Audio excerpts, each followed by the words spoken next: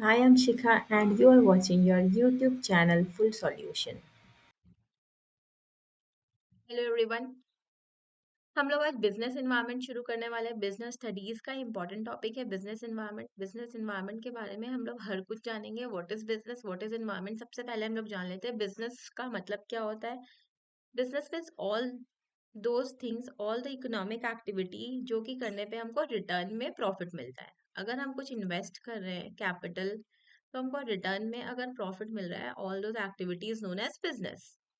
अगर हम इन्वायरमेंट की बात करें तो वो इकोसिस्टम जहाँ पे बिजनेस किया जाता है, वो इकोसिस्टम जहाँ पे बिजनेस ग्रो करता है, जहाँ पे बिजनेस फेल करता है, जहाँ पे बिजनेस मेच्योरिटी की स्टेज में पहुंचता है, इज नोन एज एनवायरमेंट।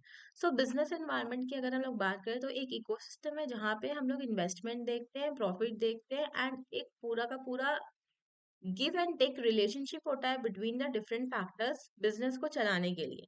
अभी हम लोग डिटेल में देखेंगे बिजनेस एनवायरमेंट होता क्या है। Concept of business environment is it is more dependent on the external factors. Of course business environment में internal factors भी आते हैं, external factors भी आते हैं, पर business environment is more dependent on the external factor because ये uncontrollable है।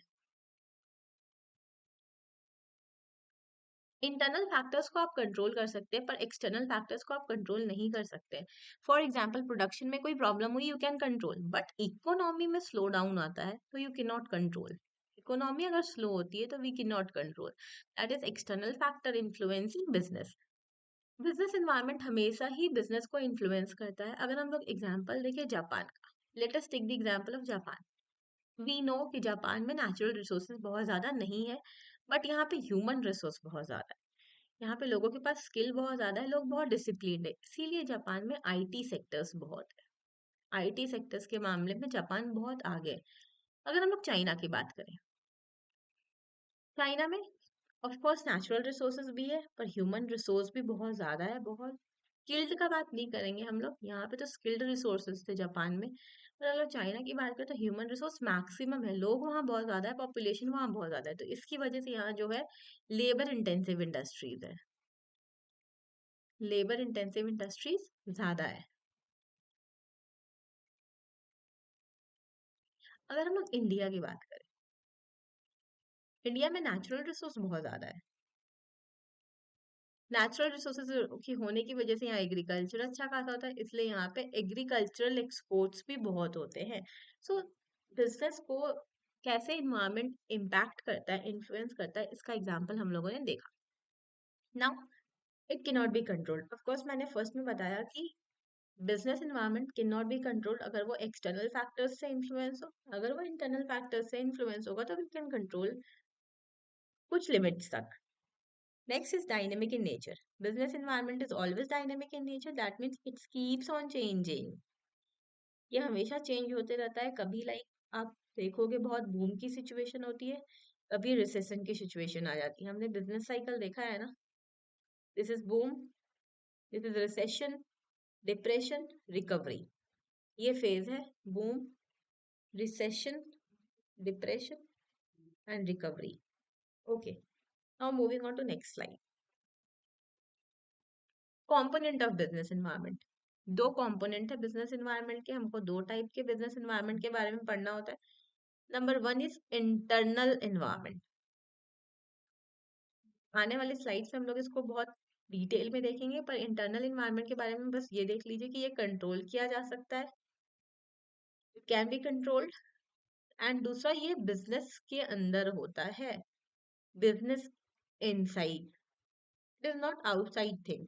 ये बिजनेस के अंदर ही डिफरेंशिएशन आता है, तो जाके हम इन्वायरमेंट को कंट्रोल करने की कोशिश करते हैं बिजनेस इन्वायरमेंट के एस्पेक्ट में। बिजनेस के इंटरनल फैक्टर्स की वजह से अगर इन्फ्लुएंस हो, that is internal business environment. Now moving on to next type of component, external environment is very important. वो सारे इन्वायरमेंट जो हम कंट्रोल नहीं कर सकते पर बिजनेस को इन्फ्लुएंस करते हैं is known as external environment. External environment को हमने दो कैटेगरी में रखा है, micro environment and macro environment. Micro environment जो स्मॉलर इफेक्ट डालते हैं, इनके इफेक्ट स्मॉलर होते हैं, कम इफेक्ट होते हैं, इसके लार्जर इम्पैक्ट होते हैं एंड ऑल्सो लॉन्ग टर्म। और इस इन यहाँ के माइक्रो इन्वायरमेंट के इम्पैक्ट जो होंगे वो शॉर्ट टर्म इम्पैक्ट होंगे। एंड ऑफ कोर्स अब आता है, अगर कोई बिजनेस बहुत छोटे एरिया में काम कर रहा है, बिजनेस बहुत कम एरिया में वर्क कर रहा है, तो इसके इम्पैक्ट्स भी बहुत कम होंगे। Now the internal business environment, हम लोग इस स्लाइड में इंटरनल बिजनेस एनवायरनमेंट के बारे में पढ़ेंगे कि क्या क्या बिजनेस के इंटरनल बिजनेस एनवायरनमेंट है, क्या क्या एनवायरनमेंट है, कौन कौन से फैक्टर है जो इंटरनली इम्पैक्ट करते हैं किसी भी बिजनेस को। तो first is objective of business. क्या ऑब्जेक्टिव है? प्रॉफिट मैक्सिमाइजेशन इज ऑब्जेक्टिव, और wealth maximisation objective. That means आपको प्रॉफिट क्रिएट करना है और एसेट्स क्रिएट करने हैं, गुडविल क्रिएट करना है। So these are the objective जिसको हम लोग, जो बिजनेस की एक्टिविटीज को इन्फ्लुएंस करता है। अगर हमको प्रॉफिट मैक्सिमाइजेशन करना होगा तो फिर हम बहुत सारे प्रोडक्शन करेंगे और फिर सामान को बेचेंगे मैक्सिमम प्रॉफिट मार्जिन्स में। लेकिन अगर हमको वेल्थ मैक्सिमाइजेशन करना होगा, गुडविल लेके आना होगा, तो फिर हम ट्रस्ट वर्दी इन्वायरमेंट क्रिएट करेंगे अपने बिजनेस के लिए। Next is policies. All the management policies, all the administrative policy, HR policies, salary related policies, accounting policies, all these policies जो एक बिजनेस अपने आप के लिए बनाता है, वो सारा कुछ बिजनेस पॉलिसीज के अंदर आती है और ये भी इम्पैक्ट करते हैं। फॉर एग्जाम्पल मैनेजमेंट पॉलिसीज में बनाया गया है मैनेजमेंट में कि एम्प्लॉयज जो है, एग्जाम्पल है ये कि एम्प्लॉयज को हम लोग एंटरटेनमेंट अलाउंस देंगे। अगर ये बनाया गया है पॉलिसी की एम्प्लॉय को एंटरटेनमेंट अलाउंस देना है, तो फिर हम लोगों को एक रिजर्व अलग से बनाना होगा एंटरटेनमेंट अलाउंसेस के लिए। Next third is organisational structure.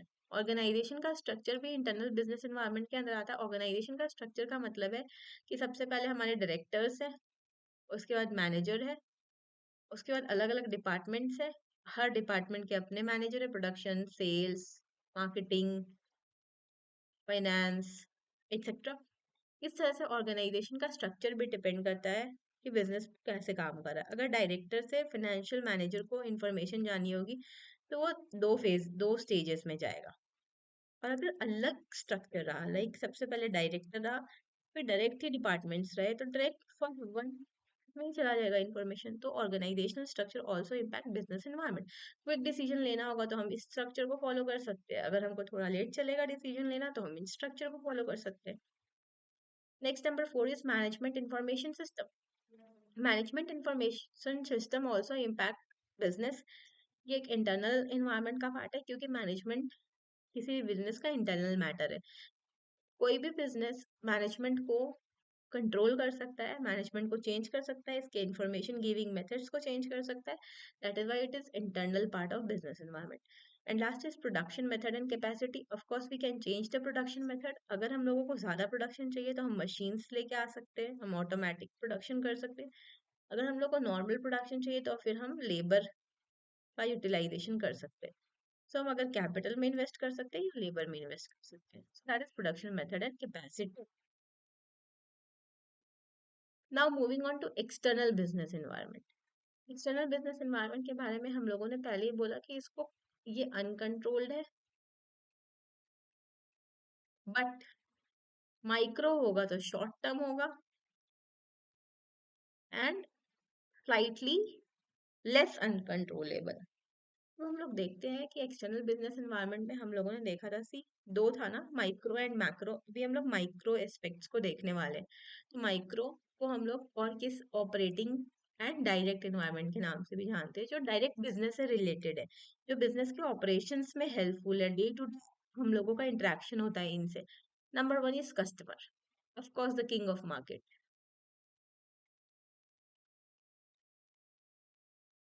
अगर कस्टमर सेटिस्फाई नहीं हो रहा प्रोडक्ट से, वो मूव कर जाएगा दूसरे प्रोडक्ट को परचेज करने के लिए। तो ये बिजनेस एनवायरनमेंट खराब हो जाएगा, वो बिजनेस में सामान बिकना बंद हो जाएंगे, जिसकी वजह से क्या होगा, प्रॉफिटेबिलिटी रिड्यूस हो जाएगी। पर अगर हम क्वालिटी को इंक्रीज कर दे, क्वालिटी को इनहेंस कर दे, कस्टमर को वापस से अपनी लॉयल्टी शो करें एंड कस्टमर को वापस से अट्रैक्ट करें टुवर्ड्स दी प्रोडक्ट, ये कस्टमर वापस रिटर्न बैक आ जाते हैं। ठीक है, हम इनको कंट्रोल कर सकते हैं। दैट मीन्स ये शॉर्ट टर्म है और इसको हम लोग स्लाइटली कंट्रोल कर सकते हैं। Next is suppliers. Suppliers of the product, of course suppliers किसी भी प्रोडक्ट के बिजनेस का पार्ट नहीं है, they are not the part of business.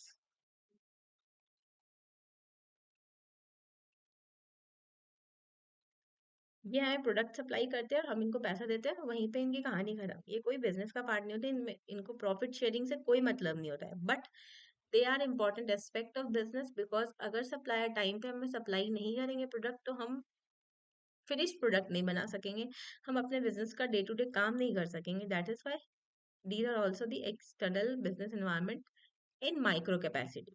Next, competitors. Competitors are not the part of business, but competitor creates the business environment. अगर competitors price अगर high कर देते हैं, तो आपको भी अपने प्रोडक्ट का प्राइस थोड़ा सा बढ़ाना होगा, क्योंकि नहीं तो फिर इंफीरियर क्वालिटी में आ जाएगा आपका प्रोडक्ट। उसी तरह से अगर प्राइस ये लो कर देते, तो फिर आपको भी कम करना होगा और अपनी प्रॉफिटेबिलिटी के साथ सैक्रिफाइस करना होगा। Next, public. Public is for publicity of your product, of your business, of your ownership, of your shares, etc. Next is market intermediaries. That means wholesalers, retailers, agency, commission. All these are part of micro environment of external factors. Market intermediary, of course, आपके business का part नहीं है, पर they influence your business in good or the bad way.